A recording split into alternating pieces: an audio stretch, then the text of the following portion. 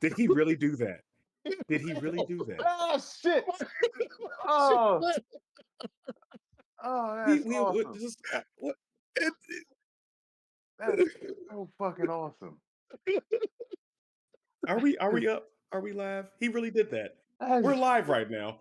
We're live. Thank you for the most chaotic podcast on YouTube. Welcome.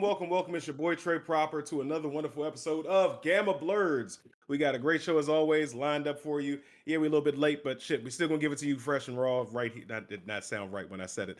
I'm spinning. Anyway, he threw me off because the fucker dropped his damn camera right before we go live. She's counting down 10 seconds and you do some stupid shit and it wasn't me. The shit just fell. I was looking down with my notes. What did you do? Anyway, I didn't do anything. The shit just fell. Oh, continue. Anyway, no, this is it. Introduce yourself. It's your boy Big Herb. What's going on, y'all? And I'm Captain Fresh and Raw. I don't know why I said it. I shouldn't have said it. It's okay. It's all right. We can recover. We can recover. OnlyFans, ladies and gentlemen. No. You'll never see me on there. Anyway, as far as things being fresh and raw, in other news or in new news, we got a new console that's going to be dropping sometime. Damn, you got me all. I ain't have my Switch notes up. June 5th, 2025, Switch 2 is dropping a new console. But wait. Before you get excited, you want to get your grubby little nerdy hands all over it, you got to keep in mind the price tag for this thing, for the console itself, is $449. I say go get a PS5, but yeah, it's $449. But Rick Stroh, if you could, tell us how much some games gonna cost, homie. All right, so at the Nintendo little presser event or whatever, the launch event for the Switch 2, they announced, like you said, the price of the Switch 2 console is going to be $450, and then they started announcing the price of the games. As of right now, if you want to play Mario Kart on the Switch 2, it will be $90. $90. Yeah. The backlash was almost immediate from this because they did like a little Twitch stream, like a little live stream for a Nintendo stream. And the comments, you can actually go and find the vibe for this. It's just like Nintendo people that work for the company and like people that work on the tech and all that stuff. They're just doing like a little interaction with the fans. Essentially, what happened with Ugly Sonic is about to happen with the Nintendo Switch 2 games. They're about to get bullied into lowering the price because literally all of the comments on that whole live stream was lower the price of the games, lower the price of the games, lower the price of the games. Just every line of it. And actually, Nintendo. So the pre-orders were supposed to go live, I believe, next month for the Switch 2. Yeah. And they've been put on hold until further notice. For a number of reasons, but also it's because they might be they possibly will be dropping the price. I mean, the Switch 2, the specs on it, it's about as powerful as a PlayStation 4 Pro. Because you all know that like that's how Nintendo usually keeps their prices lower, is because their machines aren't as powerful, and it's not about like the display and the way things look. It's more about the story and the interaction, the family togetherness type of stuff. But yeah, it's that's kind of crazy for $90 for games. It's already another thing out there where they're talking about GTA 6 is going to be $100, and that's for the standard version. So I mean, I feel like these gaming companies are getting a little bit out of hand with these prices. Yeah, miss me with that bullshit. You're not about to make me spend. I'm gonna have to work overtime just to get the fucking game. Just one game. We ain't talking about the system. Just the game. You know what I mean? Fuck that. I'm not spending no goddamn $90 on no goddamn video game. Shit. And I know, and knowing my son, he's gonna be like, Dad, so when we gonna get that Switch? Never, nigga. Get a job. So when you read this paper route. Exactly. Little Trey, what did I just say? Your ass need a job. Anyway, sorry, couldn't help it. It's crazy because I've purchased multiple Switches over the years. It's a fun console. It's it's fun for family, fun for if you're a solo player. It's definitely worth it. It's an entertaining device. However, when you get into people like me, because I got something for the kids, Trey got his own Switch. I was looking to get a new one for myself because I'm tired of sharing. And when this came out, I was happy. Like, okay, I could get this, and I saw the prices, and it's like, what the like? Oh hell no, I'm not doing this. I'll buy another PlayStation 5 before I do this. So the other problem I have with Nintendo is we got a family plan, and I was trying to, connive my way because it's already got to pay $70 for a video game for a little teeny ass cartridge that you could lose or buy digitally. They won't even let you share the games if you have multiple consoles. So it's not financially feasible to even want to get your hands on this for an upgraded system that you can't. If you have multiple games, you can't share it over. If you buy two of these and your kid got one, you got one, you can't pick theirs up and keep playing. Like that's just a money grab for no fucking reason, in my opinion. Exactly. But checking out some of the comments, I'm about to touch my laptop screen like it's my iPad because my iPad's in front of me. Herb, you threw me off today. Don't throw me under the bus for your fuck ups, okay? I didn't. You fucked me up. That's what I'm trying to say. Anyway, shout out to Abby Wiggins over on YouTube. She's laughing at you, Rick, Mr. 3850. Let's see. She also says for $450 in expensive games, you can buy $150 for a Stream Deck. Fact. You get a Stream Deck, that might be better. That might be a better option for you. Listen, allegedly, you can play Nintendo games on emulators, allegedly. But also again, so I'll let you get back to the comments. But that's also part of the issue that a lot of people are having. Nintendo is incredibly protective over their IP and a lot of their things. Nintendo was like one of the last companies to let streamers actually stream their games online and actually make a profit from them, because they were notorious for filing copyright claims and having your channel struck and having your stuff taken down, especially if they deemed you not a family content creator. Oh, that shit was coming down quick, fast, and in a hurry. And with things of that nature and the way they've conducted themselves in the past, coming out with this $90 price tags for these games, man, like people aren't having it. Like I said, again, Ugly Sonic went the way of the dodo bird for online bullying, and these $90 games might be going the exact same way. And then I mean, he made it to Chippendale, so he's doing okay. And I also heard as far as like I also heard as far as something to where to stop people from like buying multiple consoles. They went ahead and said that, hey, you have to make sure that you have the family plan with them and everything prior to that. So in order to make sure that everybody gets their own copy, you have to have a service on for like, I think about a month and a half before the pre-sale even goes on and shit. So, but you're telling us that in order to go ahead and do this, we got to spend $450 for the console, and a PlayStation 5 is $500. Make that shit make sense. And I'm not finna work overtime to get a actual console when really you could just go ahead and just pay $200 for. I mean, what was the Switch originally, like $250? Or $300? $250 or $300? Maybe $350. It was in the sale. Yeah, it was around $300. So you're telling me for extra $150, I gotta go ahead and I gotta pay for this console when I could have just saved up an extra $50 and got me a PS5? Nah, I'm good. I'm good. Well, but go ahead. Well, I was also going to say, part of the in order to be able to pre-order the Switch 2, you had to have like the Nintendo Power subscription or whatever. But also, I mean, there's also another conjunction that goes in with this.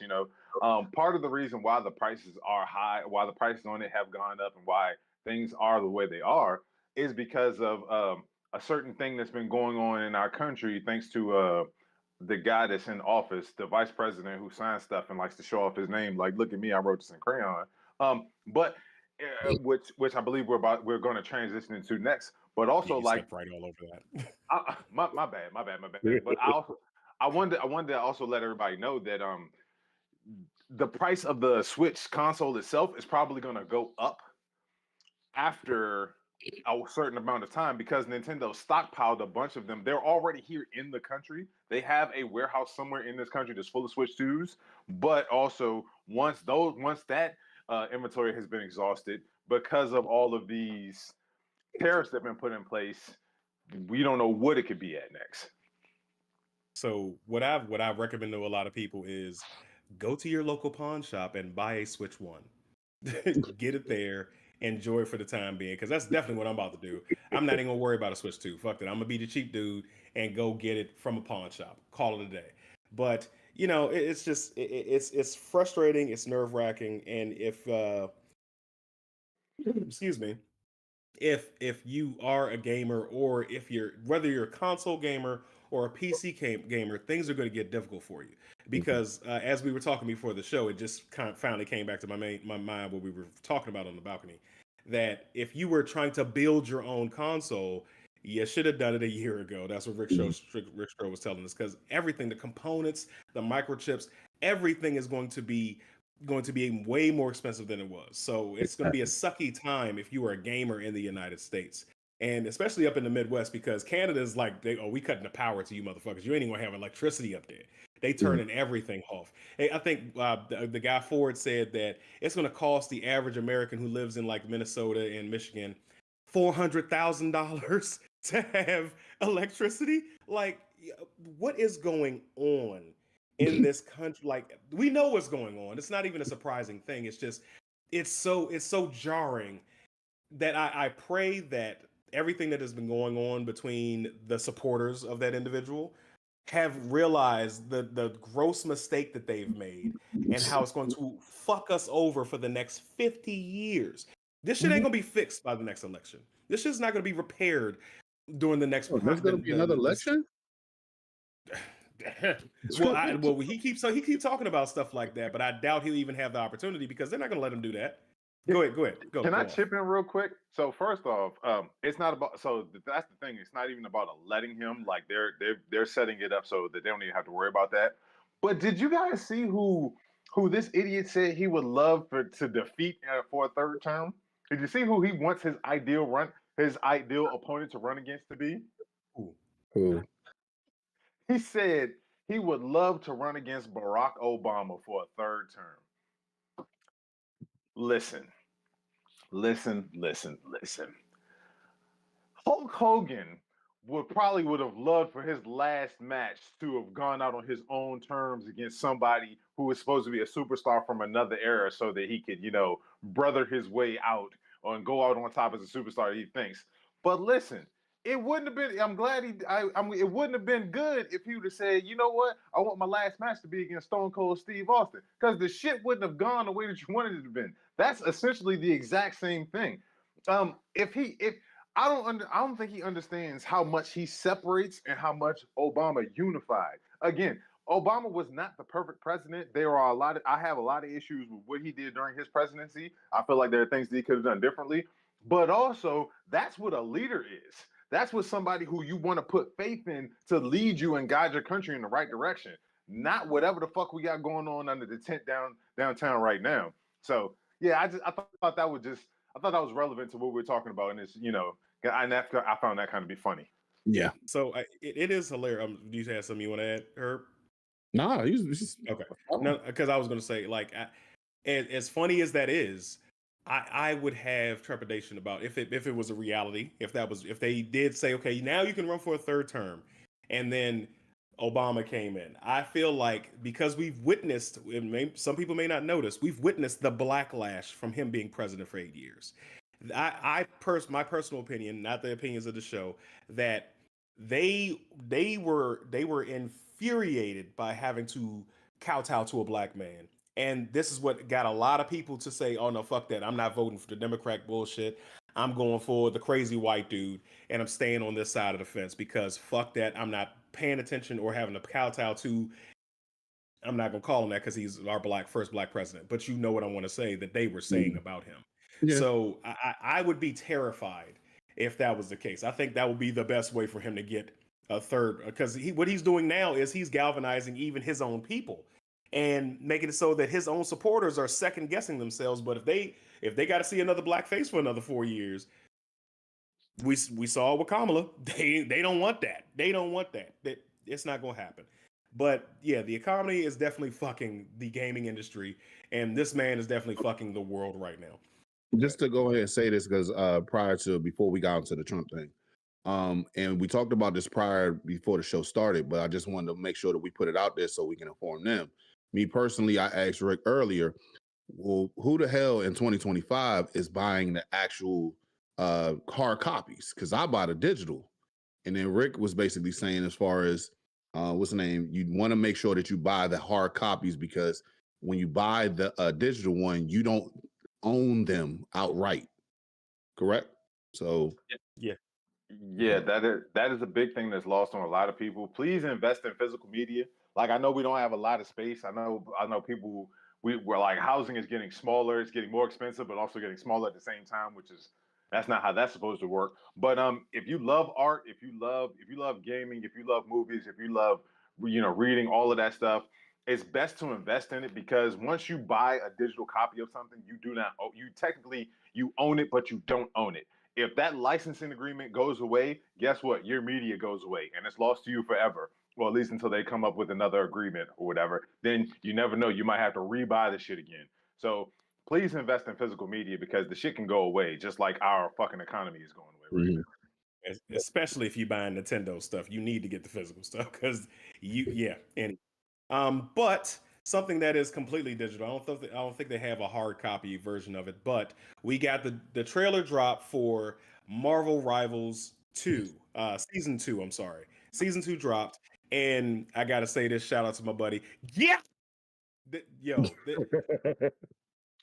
I love my fiance, and I will never do anything against her.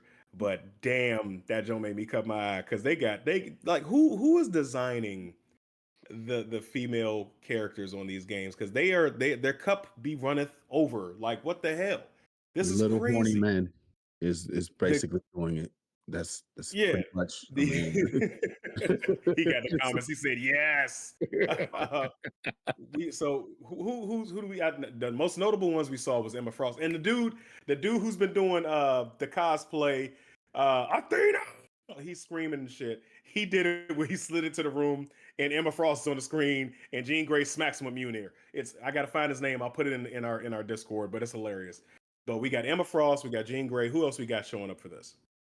So this season 2 is the inclusion of, so you're gonna have a Hellfire Gala stage, and the two characters for so far for this season, for season 2, are going to be Emma Frost and Ultron, which is very interesting to me. But also, just so Marvel Rivals is made by a company called NetEase. They're the company that develops it. And just all right, so we have the premiere of Emma Frost and what her character looks like.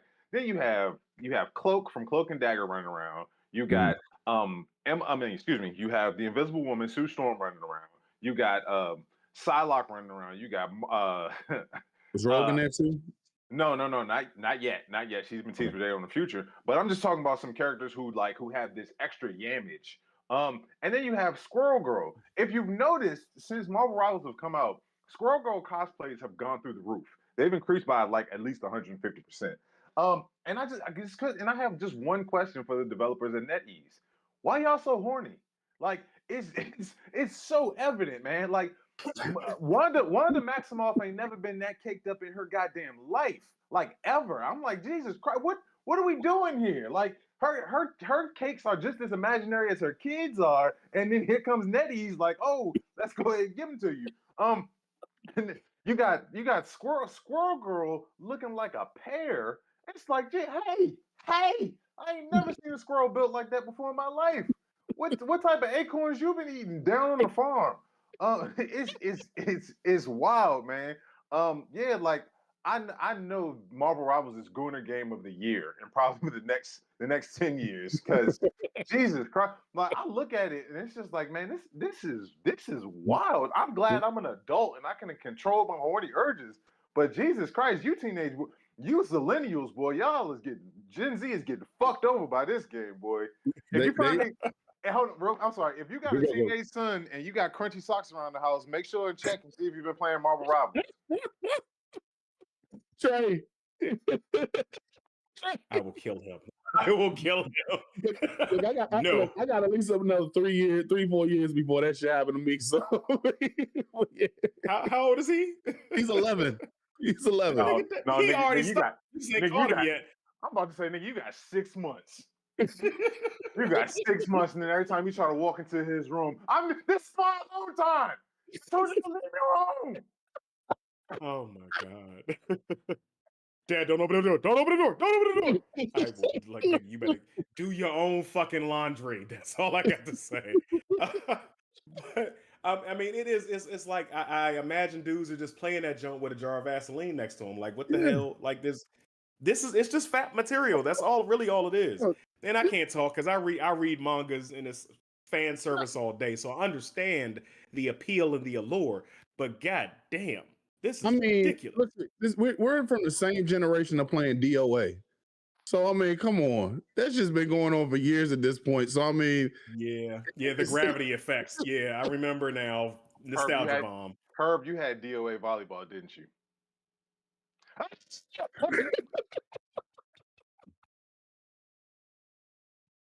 We knew it.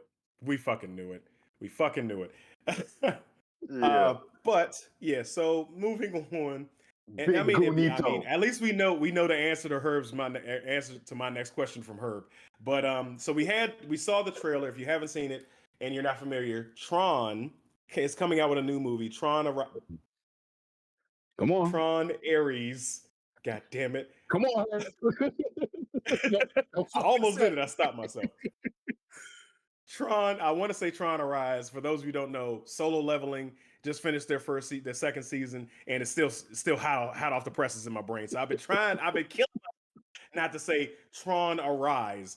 Anyway, go look up Solo Leveling. It's a great anime, great manhwa. But anyway, so Tron Ares dropped the trailer. Morbius himself is starring in this one. But the main thing is go watch the trailer because we don't know anything about it outside of the fact that it's basically a video game that trapped a character, Jeff Bridges' character, in the 80s inside the game, and he had to fight his way out. Tron Legacy, I think his son went back into the game, and now the game is coming into real life. The game has escaped and is taking over whatever city. They probably in San Francisco, knowing Jared Leto, but that's more than likely where they are. Who knows until we see it. But yeah, I wanted to ask you guys here, and also you guys in the comments can play along if you want. It's going to be my audible question of the week. If you had a game that could come into real life, what game would it be? That if you had a game that came into real life, what game would you excel at? Would you participate in and be like, you would be the GOAT, you would be the real main character in this game? So of course, we're going to go to Herbito first. What game would you pick? Oddly enough, Spiderman 2. I really enjoyed that game. I enjoyed it. It was something that, I mean, hey, y'all already came over. Y'all already went at me when I said Black Panther in the prior show. So I mean, fuck it.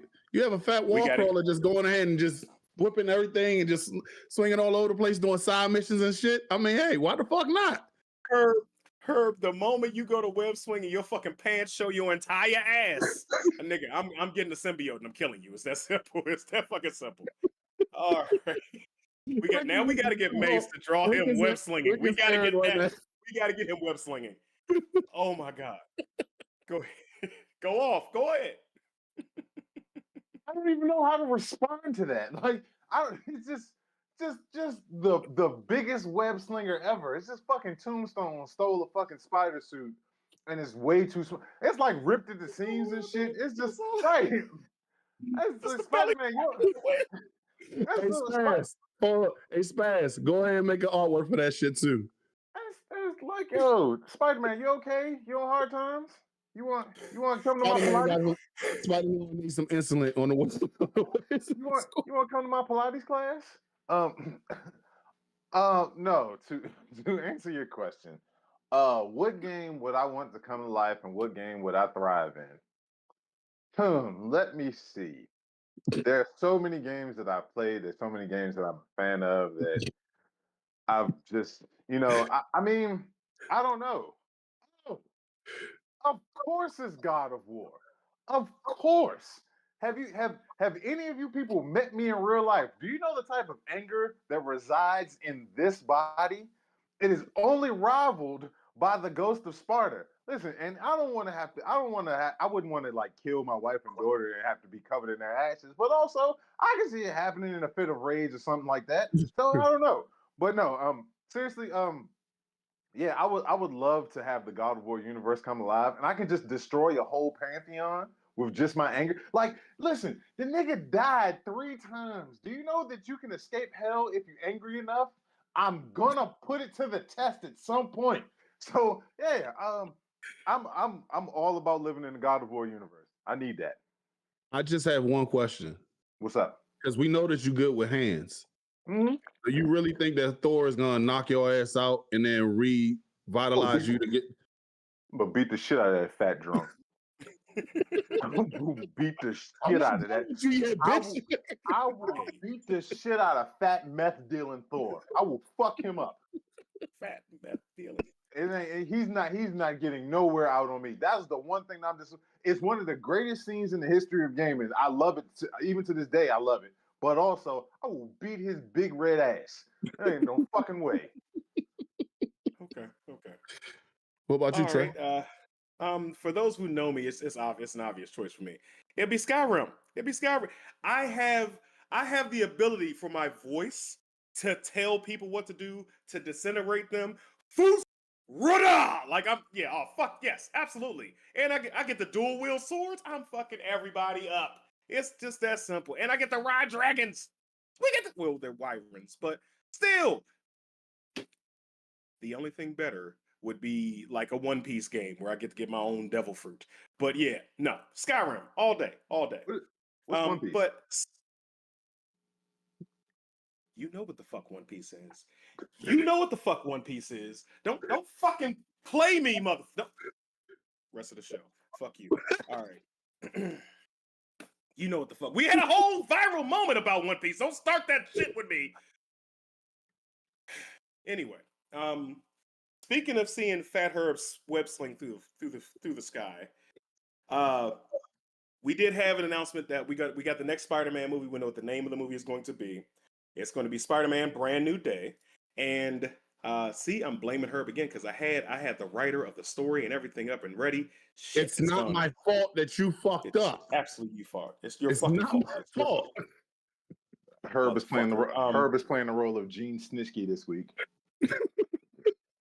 Punching kids and shit, babies and shit.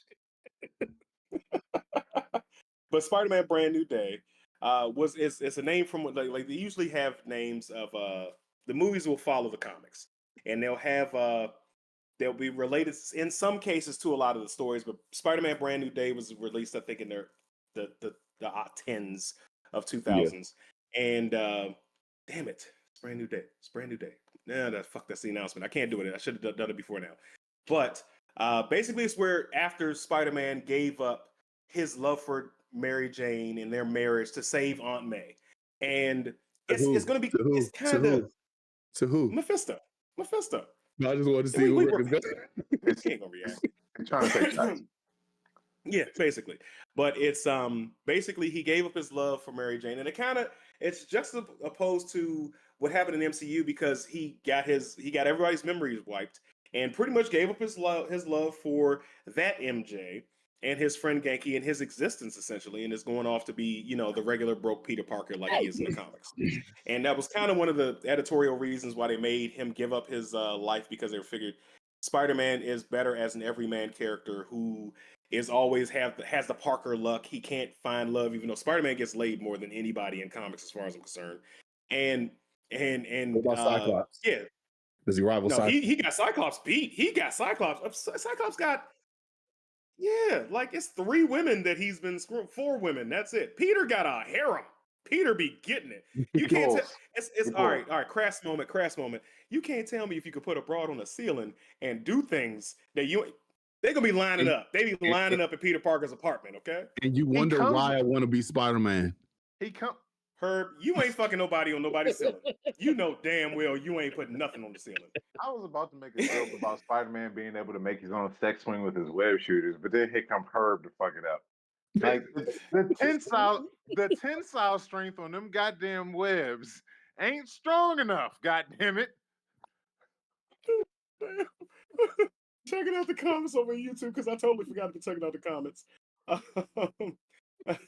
Your boy Trump putting tariffs on Nintendo Switch 2. Facts. Abby Wiggins.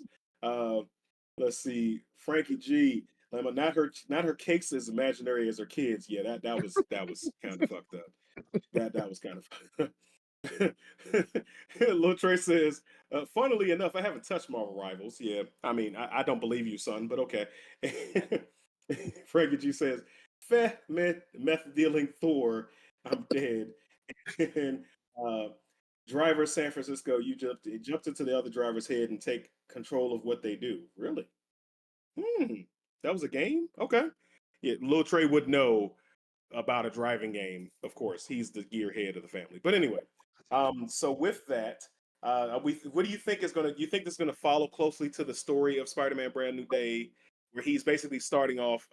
That's right, I forgot. So part of the announcement was they had a casting call for an Asian male between 30 and 50. And if you played the Spider-Man games for the last 5 or 6 years or so, you know who this character would be.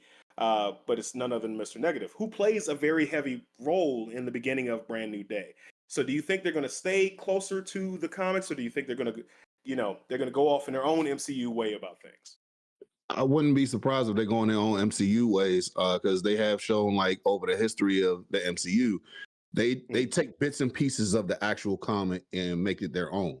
So I mean, it's not far-fetched to see them actually go ahead and make it their own spin on the story. And me personally, I also think that they're gonna have some form of tie-in with Doomsday as well. So thoughts? Yeah.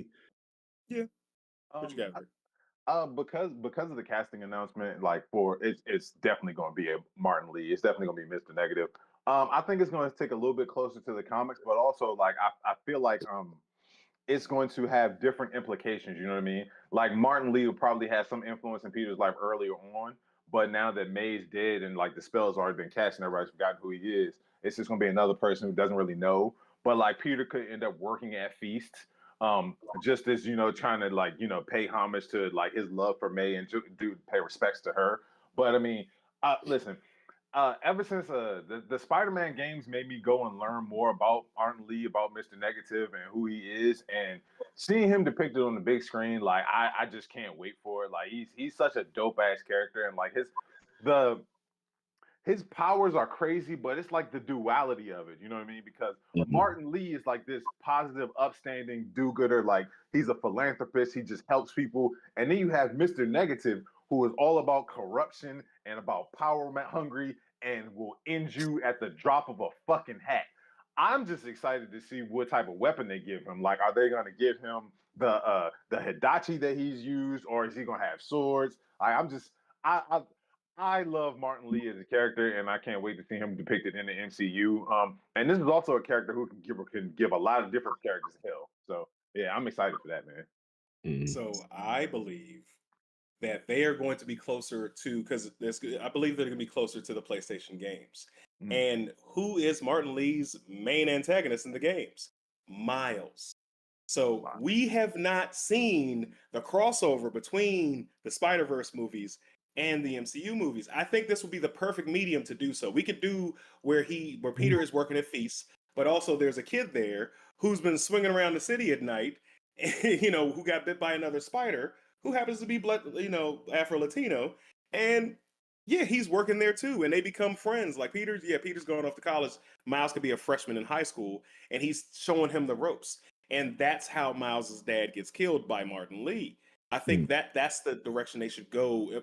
If they did do that, that would at least bring that portion, just that microcosm of the Sonyverse over into the MCU, because everything else they can wipe their ass with. I could care less. But the dichotomy between the opposition forces between Martin Lee and Miles, I think is a better combination. And then we can transition to live action. So, we can do that way. What's up?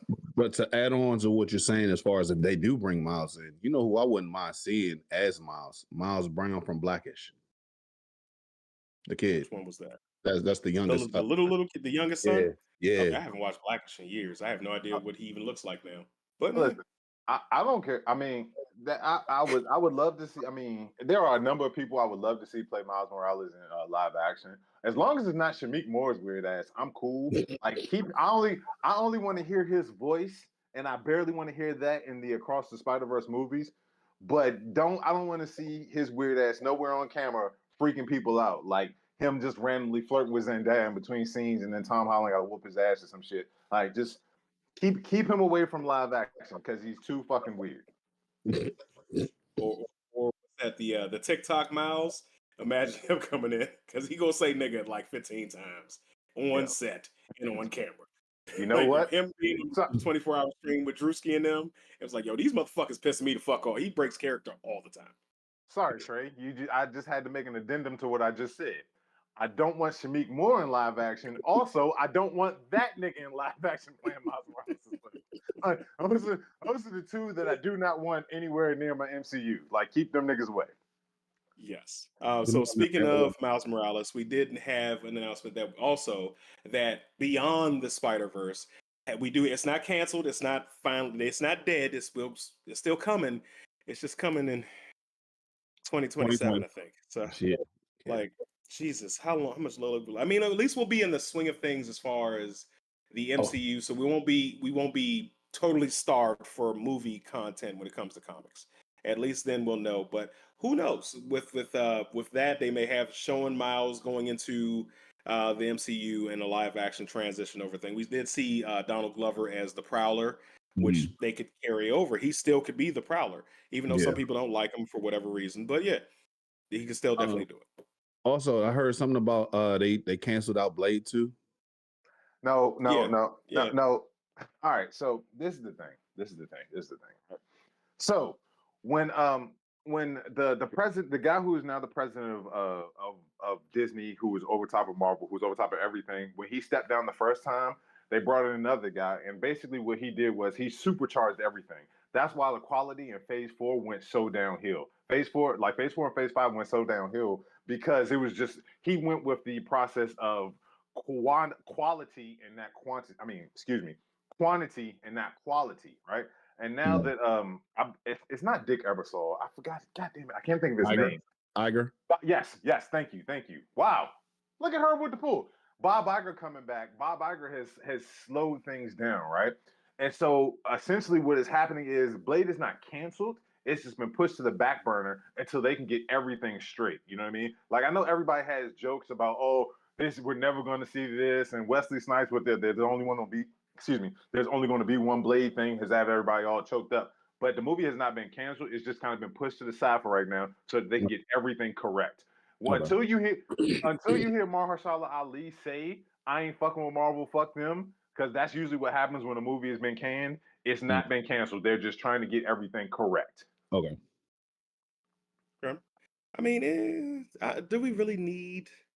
Yes. Like, I'm just thinking, yes. Blade wise, let me get my fucking thought out, people. Go ahead. Blade wise, storyline, he hasn't had any major stories, and that's just thinking outside the box. Major stories outside of the most recent one from last year, where he was possessed by a demon in the comics. Major story wise, I don't think he has any major storylines that will really pop out to the Disney executives. Like, okay, we can do this. We can do these interactions with other characters from the MCU and bring them in and have cameos and make it so that this is our Blade.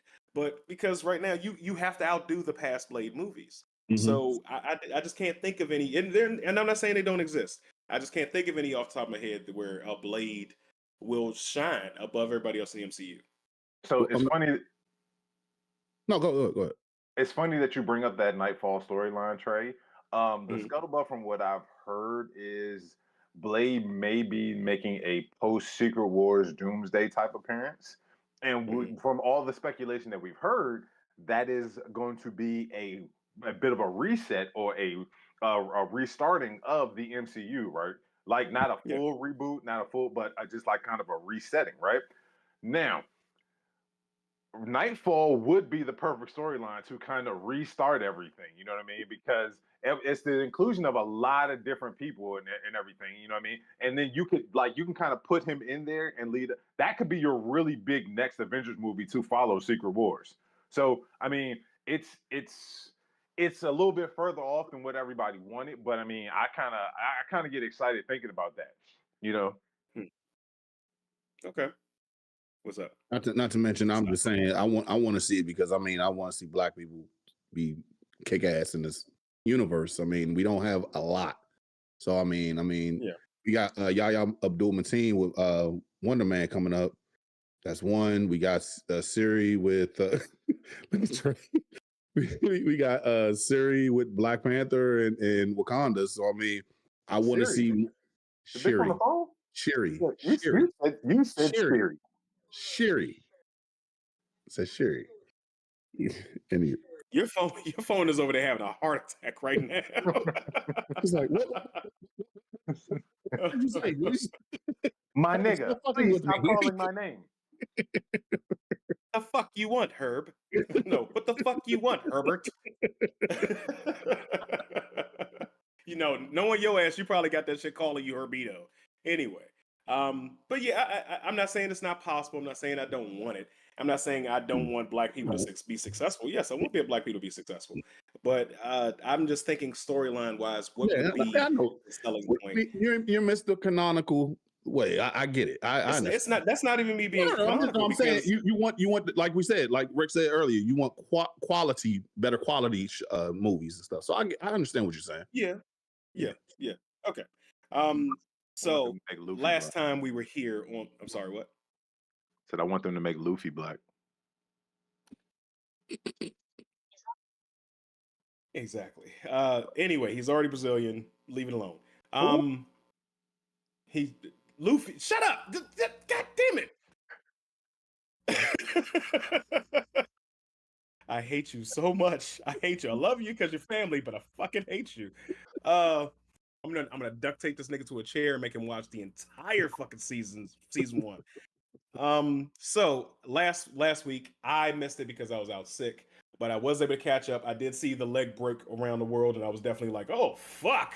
Talking about Daredevil. Episode 7. I think this is the last. We got one more episode left. Do we do an 8 for this, or what we got? No, I think it's more. I feel like is it 8 or is it 8 or is it going to be 10? I don't know. I feel like either way. I'm looking at it. Yeah, because I see him stretch it to 10 too. I hope they do because they it's been a slow burn. It's been a slow build, but they cooking. Matt's back in the suit, and I'm a little like, okay, so yes, I like things to be canonical, but at the same time, comic book Muse would eat Daredevil alive in the MCU if he had the same powers and abilities. He'd ate Matt the fuck up. But spoiler alert. 9 episodes. Okay, all right, cool. So we got one more coming. But yeah, he would eat him alive, and there'd be nobody to stop him. So they took him out. This episode was pretty good. It wasn't like episode 6 was such, like you guys said last week, that showing the side by side comparison between their journeys of Wilson and Matt. That was fucking cinema. That was beautiful because in the final fight scenes where Fisk. Now let me ask you this: so Fisk, do you think he really killed that dude? Do you think, or he just beat him to a pulp because he put him back in a cell? I think he actually killed him. I think he put him back in the cell just to, like, you're my punching bag at this point. Whenever I want to rage out, you're there. Because that ain't enough. You fucking wife. I gotta torture you for some years. You gotta go. I think he kept him alive as a message to Vanessa. I think he's holding him as some point to say, hey, this your substitute dick? This what you was doing? Look a little tender, don't he? Look like somebody might have fucked him up. So, just think about doing from Lady to Excel. You raggedy bitch. So I mean, nigga don't want to be cuckolded. It is what it is. Like, don't be playing games with me, Vanessa. But I think Wilson has got her back in check. There was some speculation between us that she was going to try to take him out, but I think at the end of this episode, jumping out of order, of course, his right-hand man actually killed the Russian, or was Irish, or was he Russian? One of the guy who he told had to pay $2.5 million. She was setting him up. Yeah, okay.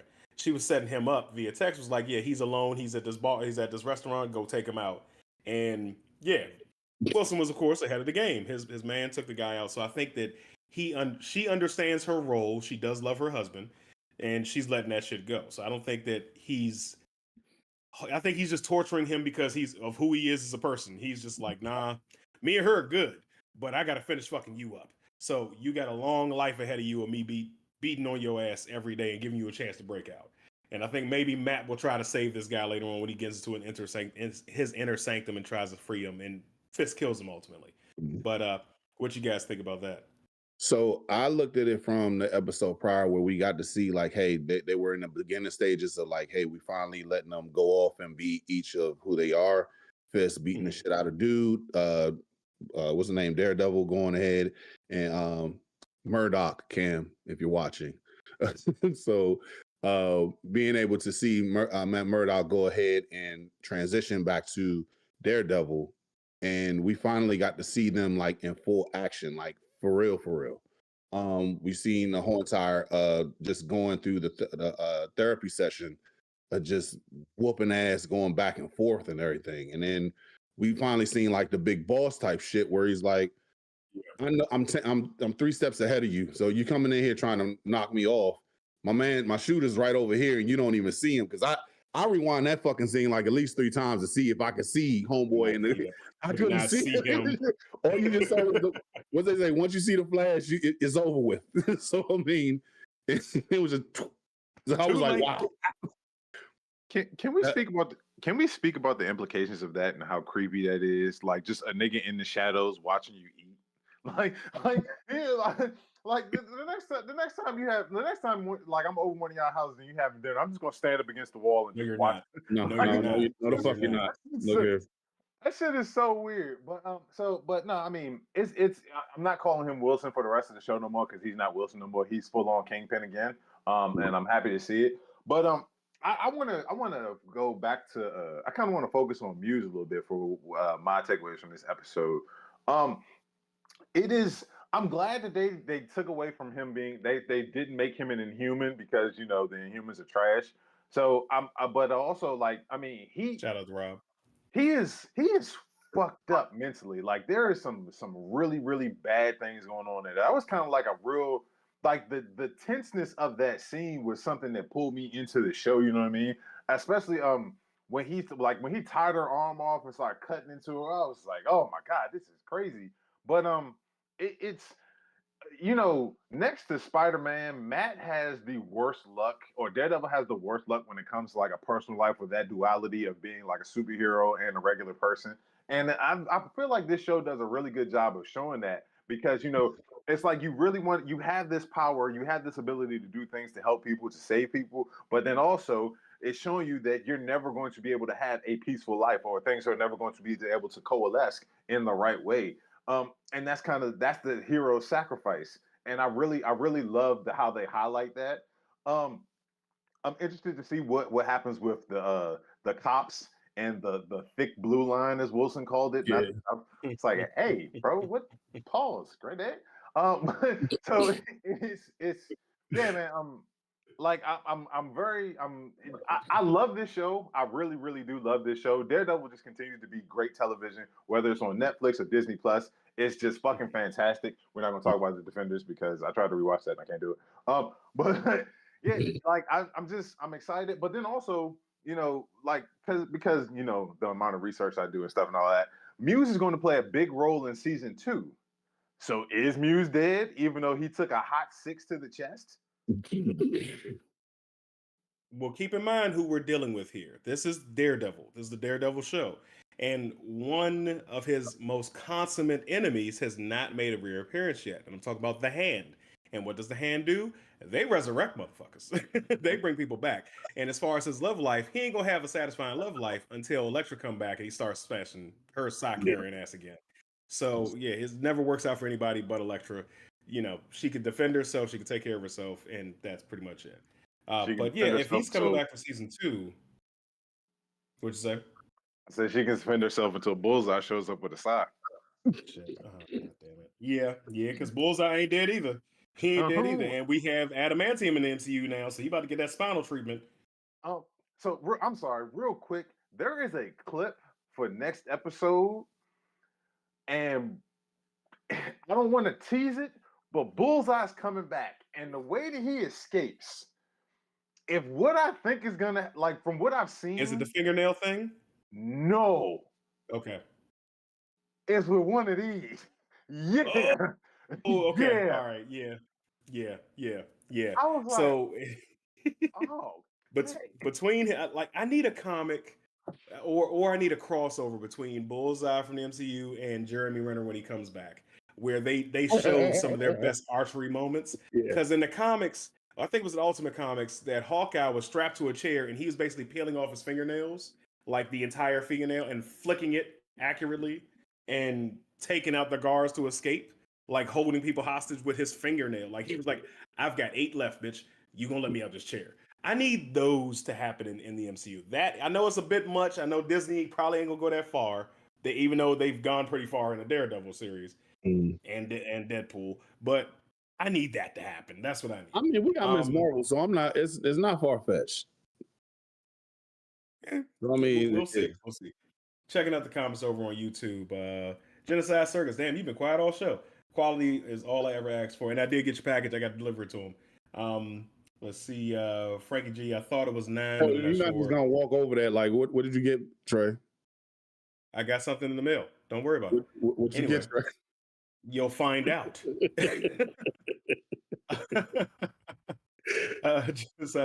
He killed him, then told the guard, "Please don't disturb my friend. He's dead tired."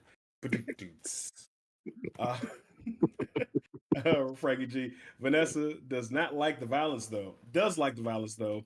The more dangerous Fisk showed her he can be, the more Vanessa was into him. Yeah, she's got a kink like that. And yeah, absolutely. Yeah. So moving on. Speaking of powers and strength and everything, we got a 5-minute clip of the new Superman movie, James Gunn's opening salvo into their DC CU. Is it DCCU? DCEU. DC. No. DCEU? DCEU is dead. Now it's just DC. Yeah. It's just DC something. Yeah, it's just DC something. Whatever. DC something. So we got a 5-minute clip where they actually displayed. So this, I forgot the name of the comic, but All-Star Superman. The All-Star Superman. Thank you so much. So in All-Star Superman, which is this pretty much going to be like a version of that, they really emphasized Superman's powers and abilities and how he gains them. We all, if you're familiar with it, you know he's a solar powered being. His cells are supercharged. It makes him invulnerable, gives him his abilities, so on and so forth. In this clip, for the first time in cinematic history, we've seen an emphasis on Superman and his injuries, where he gets hurt and he literally has to go recharge. They've done it in the comics. They kind of don't focus on it, but he can magnify certain things he can magnify solar energy to be injected into himself, essentially, to get himself healed. What's his name? Ultraman beat in the first trailer, we see that he's wheezing and he's asking Crypto to help him. And because Ultraman is no secret now, comes into this universe and beats him within an inch of his life. He's Yeah, that nigga, that nigga wheezing. He's got a punctured lung. He's got broken ribs. Like, oh, he's fucked up. So Crypto takes him to the Fortress of Solitude. There you go. You got it. And he gets picked up by Kellex and all the other robots and put into a chair, a magnifying glass lined up, and he's actually being focused on by solar radiation. So that's the first time we've seen it. It's like, wow, I've never seen anybody really emphasize on this, that he does need the sun. If he goes into another universe where there's only a red sun, he's a human being. A blue sun. I think blue sun does different things to him, but ultimately, this is very important to the mythos of Superman. But what do you guys think of this trailer? I have to shout out our producer Lillian, because that scene where Crypto just comes in and just pretty much just fucks him up even more was hella funny. But yeah, I mean, it's giving me something to look forward to. I'm still at a wait and see with the new DCU or whatever we're calling it, because I mean the history over there has just been like at best. But I do like that, like you said, as far as like they're putting the emphasis on him gaining his power by not just throwing him out in the unit in the space, and then the sun comes. Oh, he supercharges. No, they actually got the beam, like the magnifying glass coming down on him and just recharging. I thought that was pretty dope, and it's attention to detail. That's what I've always said as far as even with the MCU that I loved about it. If you have the attention to details, I think everything's gonna work out.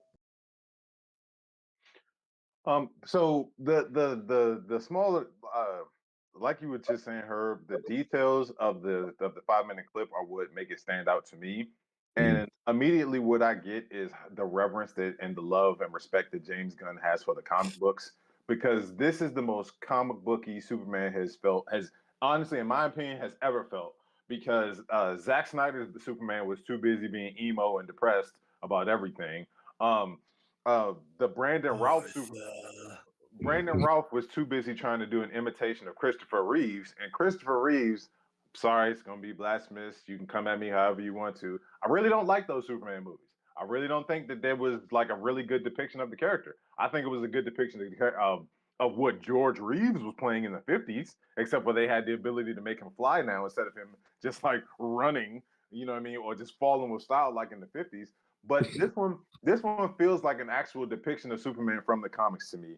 I love how Crypto really is just like a super puppy, you know what I mean? And of course, when they see you, they don't know if you hurt or not for real. They just want to play. It's just like, oh nigga, it's playtime, you know what I mean? So I enjoyed that. Alan Tudyk, Tudyk as Cal-X, like I swear he can just, you don't have to see his face, but he can bring a character to life, like just like he did in Rogue One with when he played the security robot. Like it's kind of giving that same energy from Moana. yeah, like James Gunn is just a hell of a filmmaker, you know what I mean? And all of his movies that I see, he gets a reaction out of me. It doesn't matter. Like every movie that James Gunn has ever done that I've seen, it gets a reaction out of me. And this feels like this is going to be another one. Like a lot of Superman movies, I've felt disconnected from because there's no real way to connect with the character. But in this 5 minute clip, I've connected more with Superman than I have in all of my years of watching his movies. Now I'm connected with reading the books, and this makes me feel like I'm reading the books again. So I'm actually very excited. And just like when WCW was competing with WWF or WWE in the late 90s, like I'm feeling that connection, that competition right there. Like we're about to have the Monday Night Wars in movie form, and I love it. And I mean, just to piggyback on what you're saying, like nobody gave a shit about Guardians of the Galaxy. That motherfucker made you like, man, we want Quill to no, Quill, you can't go out like this. You got to get to the fucking get back into the fucking ship, man. No, like, and I mean, yeah, he's an amazing director. So I mean, I'm looking forward to it. I still don't give a fuck about the Guardians of the Galaxy. It's fun movies, but all right, Quill, stay the fuck over there. I can care less. All right, like it just doesn't. After since they did not like really reconnect the whole love interest with Gamora, like no, I don't care. Like all right, cool, yeah. And then Thor has a daughter that we've never seen before. And that, of course, that was a Thor movie, but yeah, cosmic MCU so far, I have no reason to be excited about it until we get Thanos resurrected, which I think is something that's definitely coming because they have to show that scene. If we're getting God Emperor Doom in the Doomsday movies, if he's not ripping out Thanos' spine, like I don't care. Like I don't care.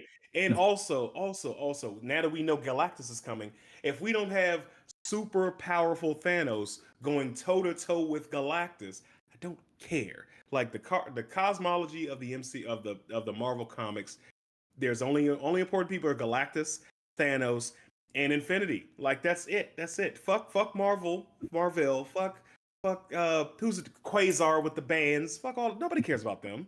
Okay. I do need a live action depiction of Thanos with the gauntlet shooting Galactus and then going to a bunch of heroes who are trying to go up against Galactus, and they were like, "Oh, you got him." He's like, "Got him? That was a distraction. We gotta get the fuck out of here." Like, I need a live action depiction of that. Like, yes, bring Josh Brolin back, resurrect him. You know we can do it. But yeah, I do have that feeling like, oh, this versus is going to be epic. This versus is going to be Like they're going to take all our money. They're going to take all our money. But I'm also excited for another versus. In other words, if you guys didn't watch SmackDown last night, I know we're not the big wrestling show. We're going to shout out to Thirsty Thursdays. Catch them on all the platforms.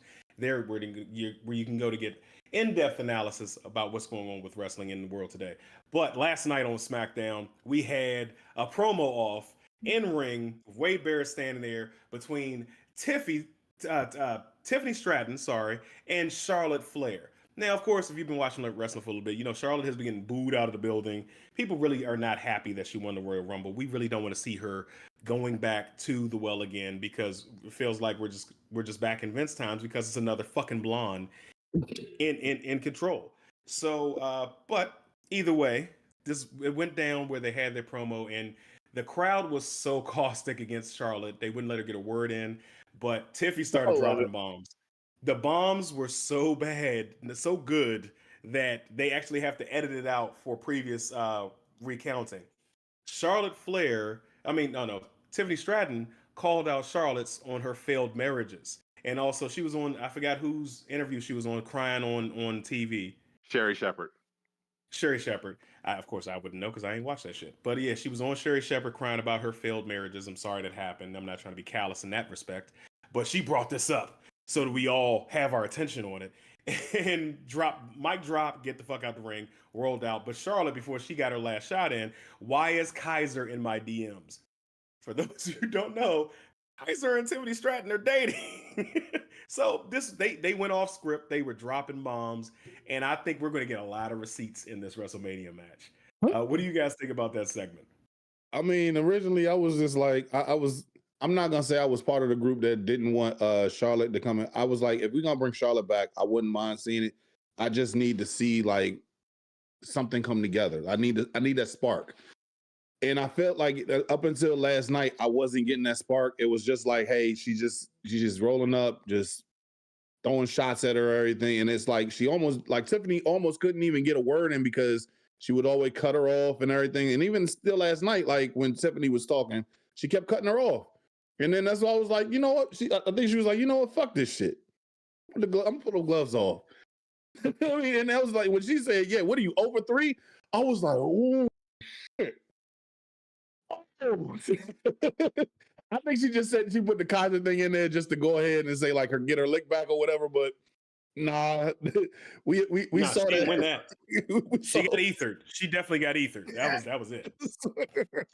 So according to a lot of wrestling reporters and things, this segment went completely off script. Yeah. This was not in the rundown. None of that was. Genocide Circus just said in the comments, and I was going to say it also before he typed it out, but the thing that was the wildest part to me was that Charlotte, like Chicago, showed the fuck out last night. Yeah. Like they rattled her, and Charlotte doesn't get rattled, especially in promo sections. Like she got fucking rattled, and to the point, like you said, she just gave up. And Tiffany Stratton, I mean, it was about time that she got some come up because, I mean, essentially the last 3 weeks has just been Charlotte burying her ass. Like, and Charlotte showing, I'm the queen and you just some bitch that wants to be the queen. You know what I mean? So it's about time that she got some get back. This did make that match very intriguing, and I still think it's going to be Charlotte winning regardless because Tiffany's 25 and Charlotte is 37. But it's just... And Charlotte is the known commodity, you know what I mean? And she's nuclear right now. Like, the only person getting more heat than her still to this point is Dominic Mysterio, which is still crazy as shit to me. Also, hope he's the new IC champ. I can see that. I think Dom deserves a push. I think he deserves a mid-tier title, and it's not the NXT mid-tier like he had already. Put that man in. Put him in the game, coach. Come on, Triple H, let's make it happen. But somebody who's unfortunately being removed from the game. Kevin Owens made an announcement last night that he has a neck injury. It's progressively getting worse. He's not going to be able to perform at WrestleMania. But side note, I need that jacket. I need that Bret Hart jacket. I want it so fucking bad. Where can I get that? I'm going to say this because I did put this in the chat, and thanks for clearing it up. When he came out there with the pink jacket on, I was like, hold on a second. This nigga, is he running game on us like Mark Henry did? And he was like, and where it came out, that was salmon. I was like, all right. So, no, this is homage to Bret Hart. I want that fucking jacket. I need it WWE. I need it in a 4X, so it's not tight to my skin. I need that damn jacket. But go ahead. So I'm gonna cut in real quick. I'm a little bit disappointed in that because Kevin Owens shows up to WrestleMania and shows out every time. I think him and Randy Orton was gonna have a hell of a barn burner type of match. And it just makes me sad when I see wrestlers who have these types of injuries. The report is this is worse than the injuries that sidelined Paige or slash Saraya. This is worse than what sidelined Edge, and this is worse than what sidelined Daniel Bryan. So this is pretty bad. And I've seen a couple reports that have attached the term career ending to it. And I hope to every wrestling god that is out there that this is not career ending, because Kevin Owens is one of my favorite performers. It's just I can't live in well, no, I'm not gonna say that, but I mean I really need Kevin Owens to be able to perform again. Like, to see him, I need one more match with him and Sami Zayn. I don't give a shit. I know they've done it forever. I know that we're getting into the territory of Orton and Cena, but I want to see it again, pumping into my veins. I'm sending all thoughts and prayers and all hopes and all good energy to Kevin Owens, because, man, like, I really hope this is something that can be corrected, and we're too far down the medical science realm to not be able to fix this. Yeah. Not to mention that Kevin Owens almost went off on that fan on the side going out. So I mean, I would too. If you're talking shit and I'm spilling of the, like, what's his name? The GM said this is not a work. This is real. People, heads up. They got to get some shit off their chest. So yeah, once you hear that, like, WWE rarely will do that and let you know, give you the peek behind the curtain live on air. That's just real. All right. Like, he's got an announcement to tell you guys that the character is not talking now. Shut the fuck up. So for that idiot to not realize, oh, this is real, and let me shut the fuck up. No, I'm surprised. I'm surprised they didn't punch him in his fucking face. But after that, we did Nick Aldis. Sorry, I couldn't think Nick Aldis' name. But after that, of course, Randy Orton came to the ring. They had their tete-a-tete, and then as Kevin's walking out, we got Randy being Randy. He gave the RKO to Nick Aldis. So the speculation now is that possibly Nick Aldis and Randy Orton could have a match at WrestleMania, which would be. I've only seen a handful of his matches, Nick Aldis I'm speaking of, but I wouldn't be opposed to that. Neither would I. I want to see this. I mean, for you to be a multi champion in other promotions, I need to see this. As long as it's NWA Nick Aldis and not TNA Magnus, I'm all for it. But also, like, I mean, this is an opportunity to give this is an opportunity for Randy Orton to do something else, to get another opponent, and just for shits and giggles, and because The Rock is always talking about how he injects chaos into everything, make the Undisputed Championship a triple threat match. Make it John Cena versus Cody Rhodes versus Randall Keith Orton, and just let's shake some shit up real bad and see what happens.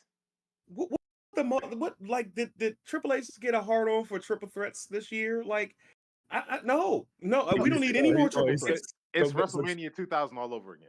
So basically, what you're saying, he's Teddy Long on SmackDown. Just get the Undertaker. Tonight, you are going to go 1-on-1 with the Undertaker. No, we don't need that. We don't need any more triple threats. No, because if they try to shovel Naomi into something, I'm going to be pissed. No, leave the stories alone. Let them develop their own things. I think you're developing a little bit. They took their time on that one specifically, and it should have been developed more before now. But if she interferes with the women's title and costs Bianca that, then Bianca goes back to SmackDown. So now there's a triple threat over there between her, Naomi, Bianca, and Jade. We don't fucking need that. We don't fucking need that shit. Leave the 3-man matches alone. Because next year we're gonna have, since everyone likes to fight 3 people at a time, let's bring the triples champion in. I will lose my shit. Well, that explains why you don't watch AEW, huh, Trey? Well, until I realized they were on Max, it was no reason for me to try to hunt it down and watch it. So yeah. Anyway, I think that's it, guys. That's the end of my list. That's the list, Check nigga. it That's out. it. We had an hour and 15, so yeah. And Yeah. I've had to pee for 40 minutes. Yeah, and Oh, I got. wow. I'm about to get cussed out because this thing took way too long. So yeah. Oh well, hey, yeah. All right, well, guys, thank you for joining us here on Gamma Blurs. We have always have a great time. Thank you for joining us. Make sure you like the video, share the video, subscribe, and help us grow so we can do more. Thank you so much from the bottom of our hearts. We love you guys. Catch you next week. Peace. Peace. Later, niggas.